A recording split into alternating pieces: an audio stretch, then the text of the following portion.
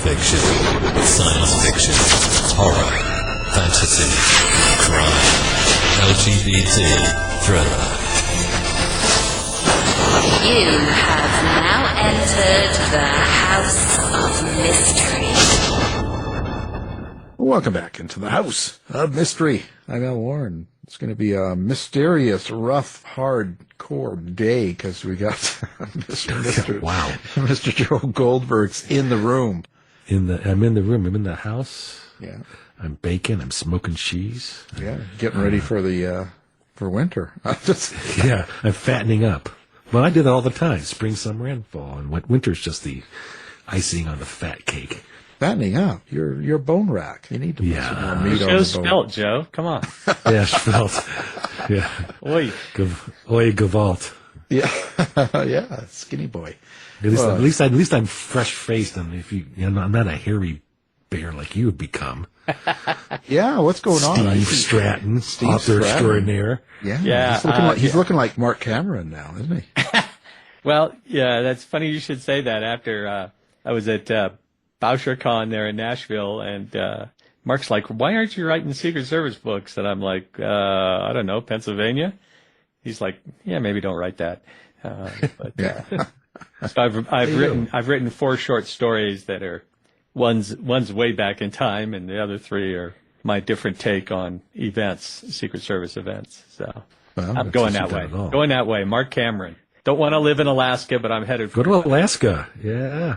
The Mark always kind of has a hat on in his pictures too. He's got that sort of outdoorsy lumberjack shirt hat. Who was that guy? BJ and the Bear or something, or what was that show years ago? I know the one you're talking about. You know what I'm talking about, and he looked like that. The Grizzly Adams. Yeah, Grizzly Adams. That's what you look like. Yeah. Well, there you go. Thanks. Grizzly. Probably right better though. What's up, Steve? Tell me what's up. What are you doing? You're writing books. You're putting books out. Yeah, on the 14th, Caribbean Harvest, 4th book in the Lance Bearwolf series came out. Real happy with how it launched, and it's taken off. Got to number 6 in the U.S., number 4 internationally, bumped up internationally in front of Kash Patel, which is interesting. Ding. Ding. We won't talk about that. But anyway, it's been fun, and it was fun to write. I decided not to go all Clancy and be all over the world and have units and people characters that nobody would remember. And so I focused on Cuba, somebody, just 90 miles away, a fun place waiting to happen if we can get some investment in there. Get on it, investing, Cuba, come on, let's go. We're not investing in the States. Let's stop that. We're talking no politics. Remember that. Yeah. We will invest in Canada, right, Al? Because of we course. Need to get your infrastructure up. Yeah. Not in Greenland, Greenland, but we're not. Yeah. They're connected. Yeah, we go there all the time, yeah. Hey, Steve, can you remind me of our people who listen to the entire Lance series, where it starts and where it's gone? Because you've got 4 and the prequel out, right? Do you have a novella? Is that? Yeah, I have 3 novels and the prequel, the novella. So the first book I wrote was called Shadow Tear, and I kid with Joe all the time. That was my easy book to write because it was all about revenge. So, I unveiled the character wanting to have revenge, and it got dark, and we brought him back a little bit, so that was the character arc. But second book was Shadow Sanction. It's the one that was more like Rainbow Six. It had a new unit set up in England. They were trying to stop the Taliban opium, and I decided to turn back on the French Connection out of Marseille. So I had so much. I had stickies all over my walls in my house trying to remember what I was doing in that book. Then the third one I wrote was, everybody kept asking, well, you really suck at this character stuff. So why don't you tell us where Lance comes from and how he got to where the first book starts? So I wrote A Warrior's Path, and to bring Lance from like when he's 14 and his father dies on the reservation from drugs, heroin overdose, brought him into the near future, or the recent, not so recent past, I guess, 98, connected him to the first book. And then this third book, it's, I jump forward 3 to 4 years every book because I'd love to get back up to today and not have to worry about, technology that wasn't around, things like that. So Caribbean Harvest, I narrowed the scope down tremendously by being in one place in the universe, Cuba. The more I thought about it, the more I liked Cuba because it had elements of the Eastern Germany, right, and the old Russia that, we might have agents in there, but the scene has inherent danger in it, and so I was able to use some of that and tie El Chapo into some elements in the government and some people in the Cuban government that like money more than their laws, and took off that way. When you talked about the first book and about the, getting back, revenge and stuff like that, how do you set yourself up to get into that mood where you write that way? The first book was real easy because I had a family member who was killed in Mexico because of the Sinaloa cartel. So, and don't mean to, bum people out or put them in a grim place, but that actually gave me, I'd written that book. I'd done everything but write the book for over a decade, and PowerPoints, Gantt charts, critical path, storyboards, with little picture and words. I just hadn't written the book, and then my wife said, "You need to just stop messing around and write this story. It'll be good for you." So it was easy to be in that revengeful place without having experienced some of those feelings, but not actually, having been talked out of going across the border to do what I was thinking about. So that's where it started. And I really needed to bring Lance out of that. He's still obsessed, as you could tell in Caribbean Harvest. He's very much obsessed with El Chapo as the person who killed his parents, 3 other people, things like that. But there's still that obsession, and so I can play on that while trying to expand him as a character and give people some more insight. And to be honest, I use his now wife, Ellie, as his conscience when he gets too dark. And, she tries to keep him in a place that's more applicable to being a quasi-law enforcement agency. Did you know Lance's arc from book 1 to now? Or did it just as you wrote the book, he just developed it for the book story? Yeah, I did not.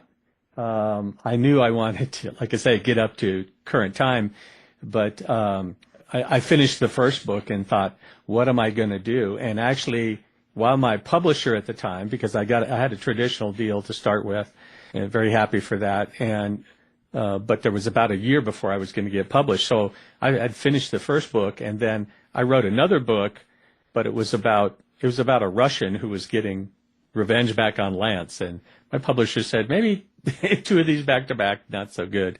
But eventually I got to this other story, by just weird sequence of events of connecting the French Connection out of Marseille and, Popeye Doyle in the movie and some Taliban stuff that was going on with opium.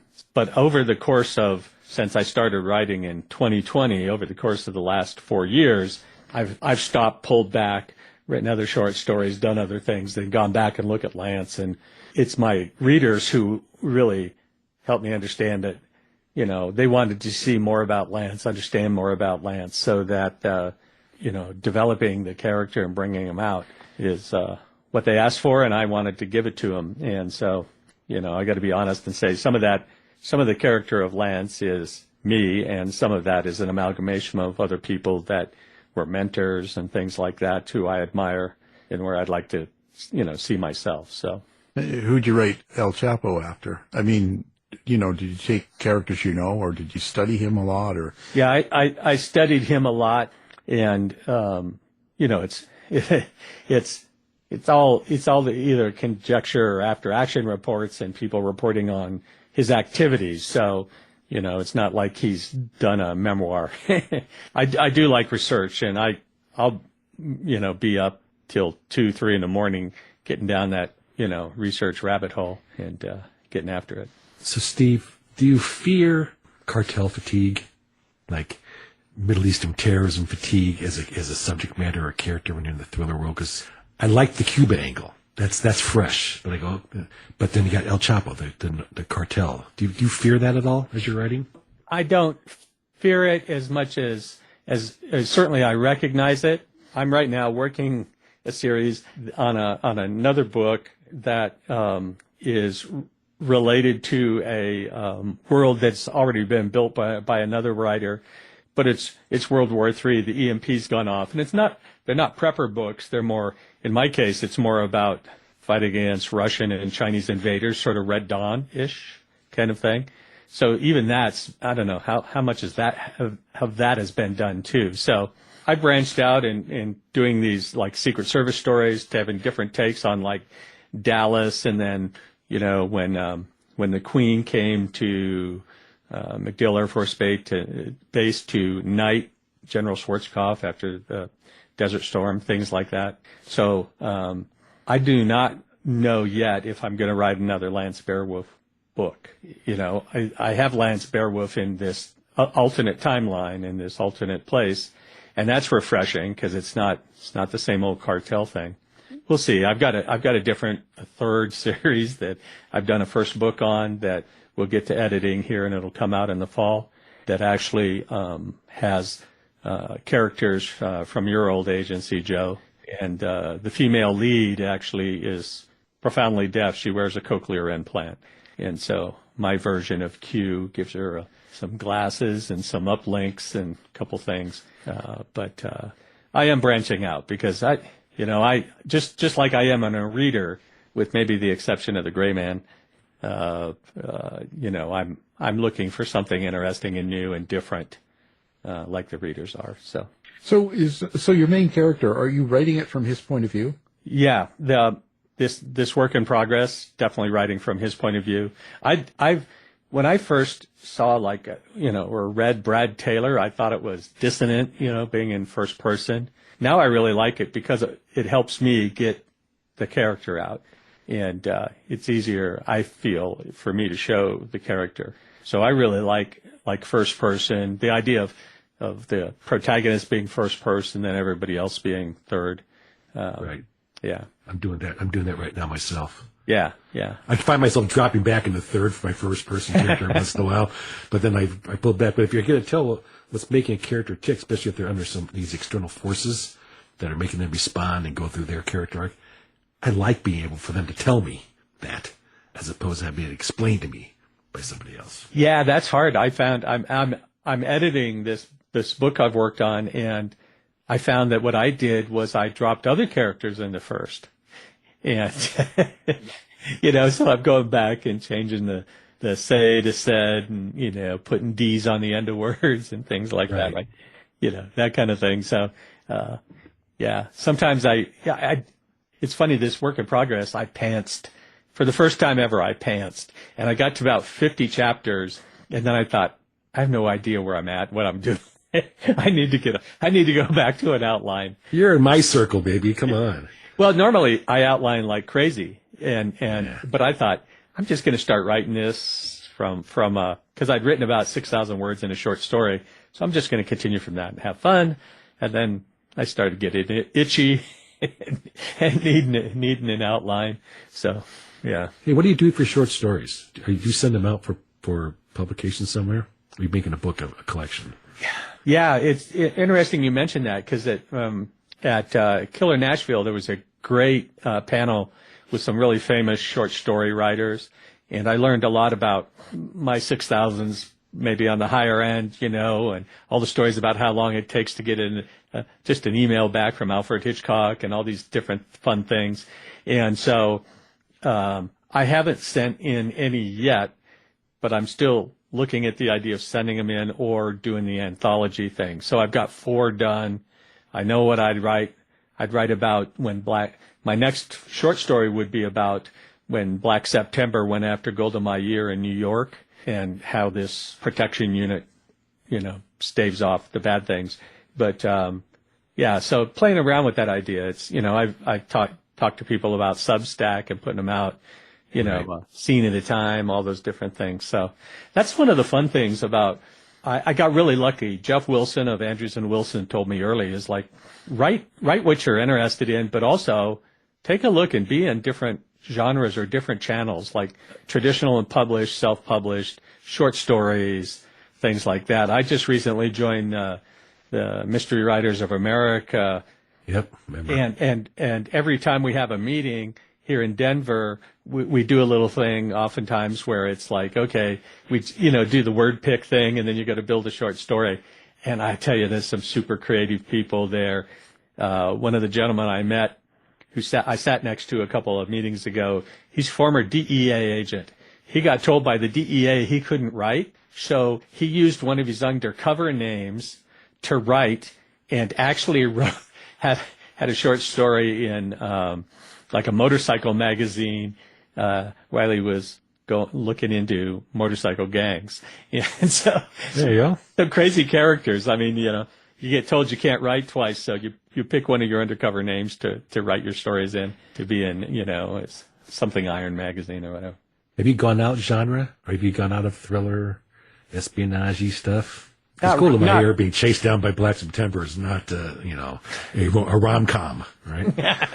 Yeah, no, I think I'm not doing procedural crime, so it is more thriller based, with some twists, like in the November '63 story, the JFK story. So I have some twists in there.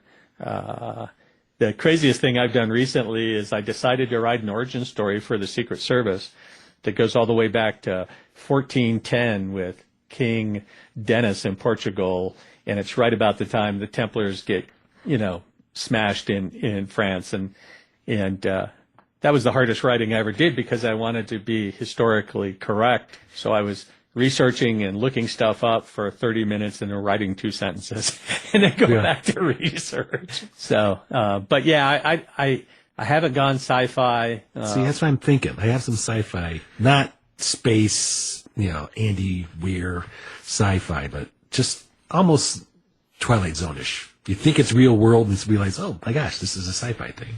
That twist. It's kind of fun. That's cool. Hats off to people who do sci-fi and build worlds. I'm happy to have the world we're in. Maybe back in '98. Well, let's put it, I'm happy to write in this world with physical things and things I can look up, much less having to write a book that is your whole world you're going to place stuff in. I mean, my favorite series in the whole world is Dune. And so I gravitated that way as a kid in Heinlein and things like that until Lusbader and other people sort of got me. And then Le Carre, into spies and thrillers and things like that.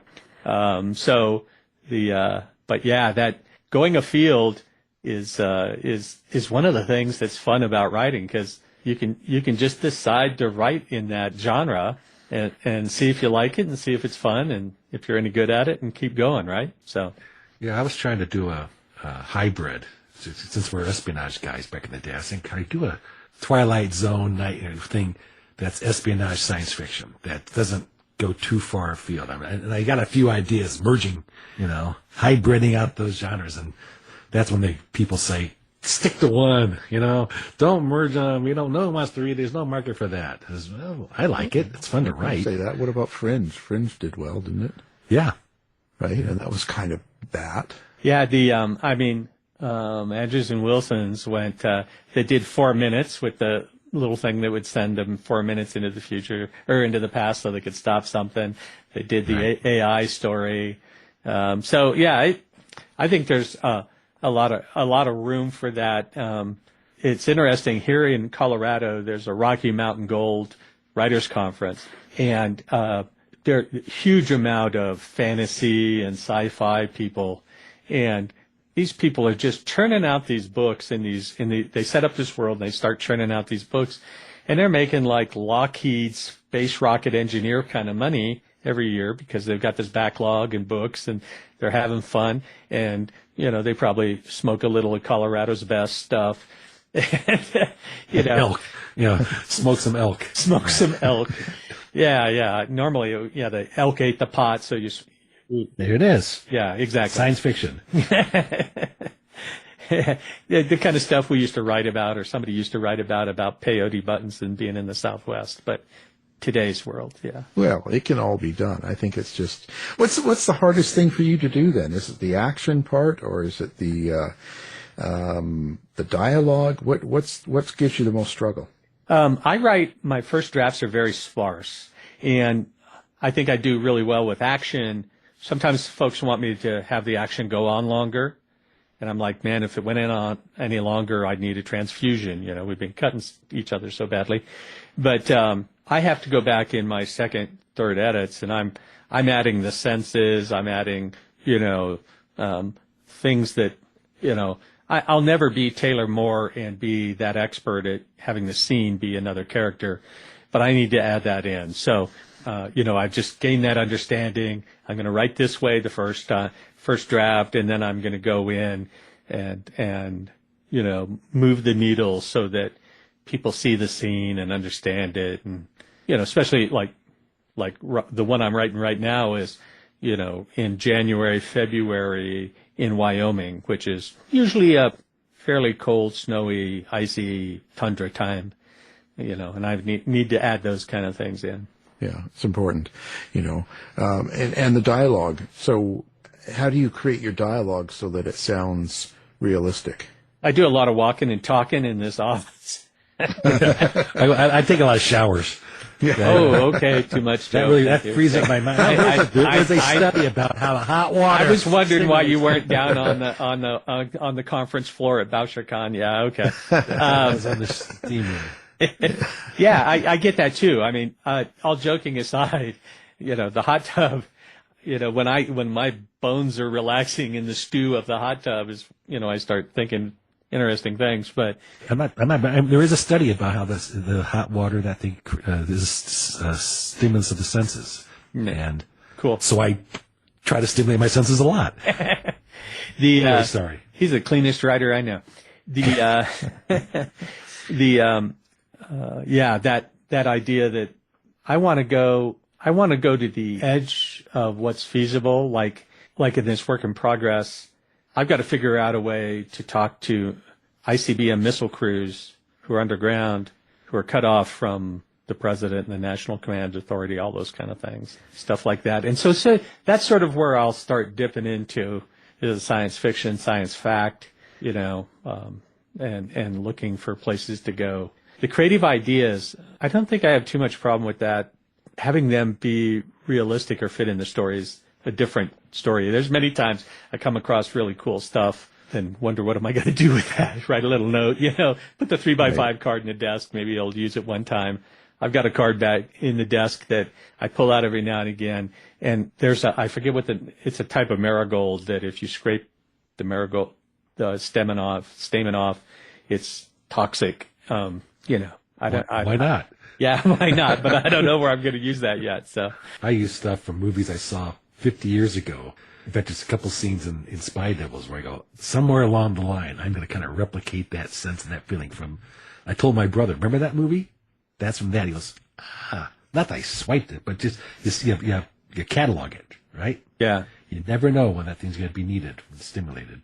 Yeah, usually in my books, I'm quoting Marcus Aurelius or Epictetus or Sun Tzu, right? Or the Five Rings. In Caribbean Harvest, I find Lance and Ellie were with some agency folks who were helping them and talking about, regardless of El Chapo, it's too bad that Cuba hasn't had the investment and been able to come forward and blah, blah, blah like that. And I just was looking around for something for some inspiration, and it was a quote from MLK that shows up, Martin Luther King that shows up, right, about when bad men do this, good people do that, and things like that. And that's one of those sort of catches, the research things that you catch, and it's like, I'm definitely putting this in the book, right, because it goes so much to emotion, and where the CIA cell in Havana and Santiago de Cuba are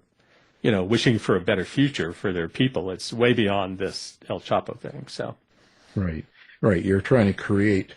You can capture the emotion or the feeling you want the reader to get from something, and you kind of incorporate it into your book. How do you know? But when you go, when you're trying to get to the edge and create ideas or create dialogue or anything, how do you know what's going to work or not? I guess we don't really know, but what's your guideline Like when you're in the hot tub eating Joe's smoked cheese, and you're you get this really and you get this, and this weird, bizarre idea comes across your mind, but you like it, and you write it down.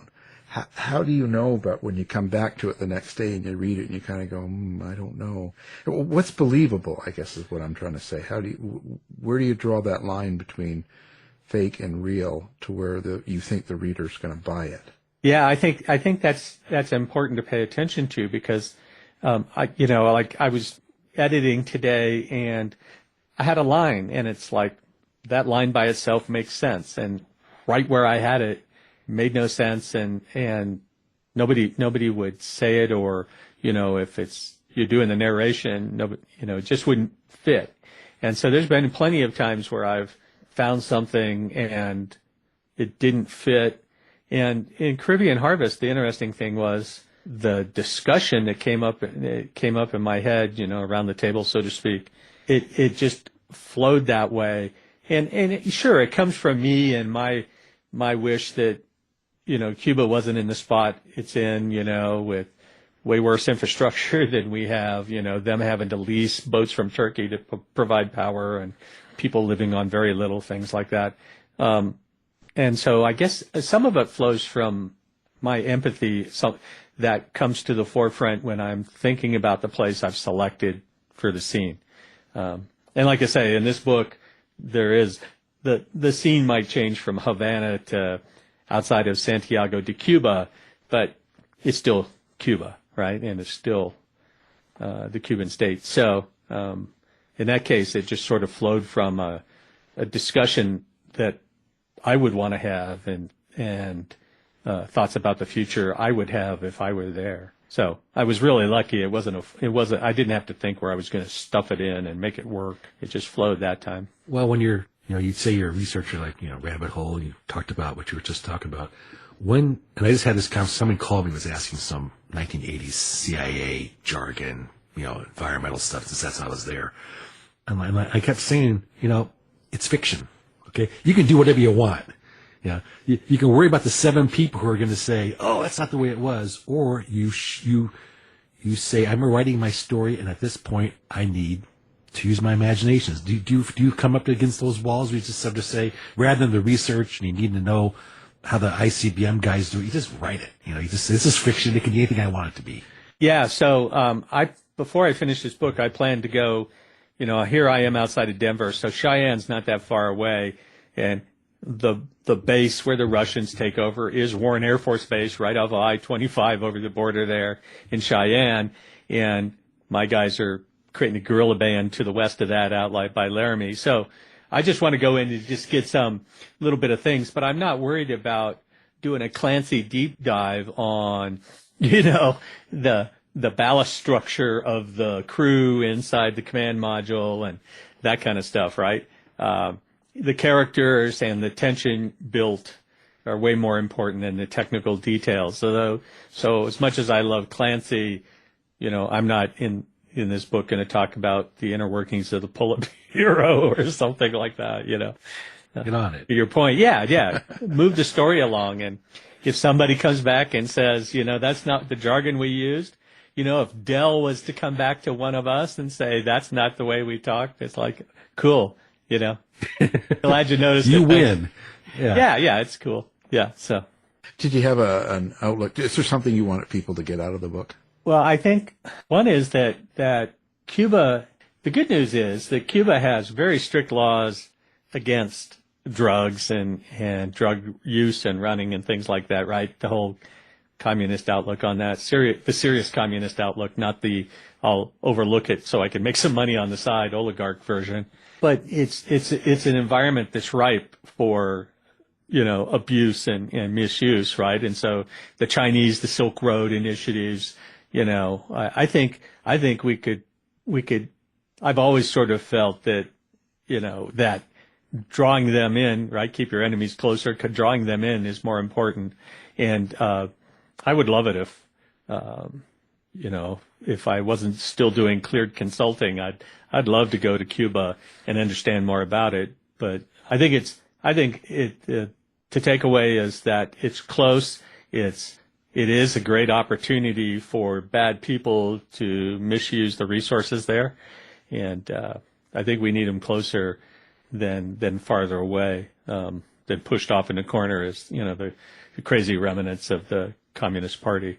Well, okay, so let's talk about how people find Steve Stratton. Do you have like a website? Do you have lemonade stand? Do you have Not at the barber, I'll tell you that. Place in Cuba. No barber. Cuba. I do have a little sign I put up, psychiatry and nickel for Oh, wow. It's like psychiatry. Charlie Brown. Me and Lucy have a little thing going. So I'm at StephenStrattonUSA.com, and that's with a V, Stephen Stratton, Stratton, USA.com is my website. Stratton Books on Twitter and Stephen Stratton at Facebook and Instagram. So I'm an old boomer with social media, presence, and that's where they can get to it. My books are on Amazon and Ingram Spark, so Barnes and Noble or the other sites, that kind of thing. So what about Stephen Stratton Canada? Do you have that too, or not? I've sold some books in Canada, the Netherlands, Australia. Yeah, so I've been lucky to get some international sales. Of course, Joe knows that being a self-published author now for the series, my publisher went out of business at the end of last year. Sending books to Canada's not so bad, but England and Australia's a killer. Yeah. That's a tough one. Yeah. But it works. Are you doing what kind of shows are you doing? Are you coming up this year? I guess you're going to do Left Coast Crime. Are you doing Thrill Fest? Left Coast Crime is here. I'm on I just found out this morning that I'm on a panel. I can't go. Bummer. It's the weekend of the 15th, right? In March? Yeah. It's my grandson's birthday. I gotta go. That's a real thing. I've got a 21-year-old and a 9-year-old grandson. So, doing Left Coast Crime. I won't be at Thriller Fest this year. I'll be in Africa, doing research. Hopefully come back without too many scars from getting too close. Depends what kind of research you're doing. Yeah, well, I also hope not to come back with Ebola, if I get into that stuff, but or Marburg or something like that. So definitely not sure about Killer Nashville, but Boucher Khan. It's in New Orleans. We like New Orleans.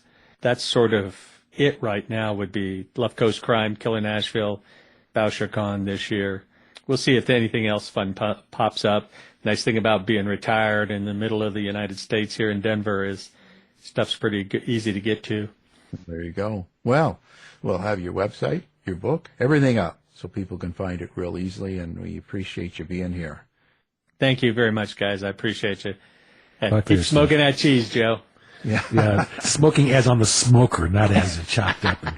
That's Colorado. It's hard to keep lit, I tell you. Yeah. My cheese is going out. This has been a production of the House of Mystery Radio Show. To find out more about our show, guests, or hosts, go to our website at houseofmysteryradio.com.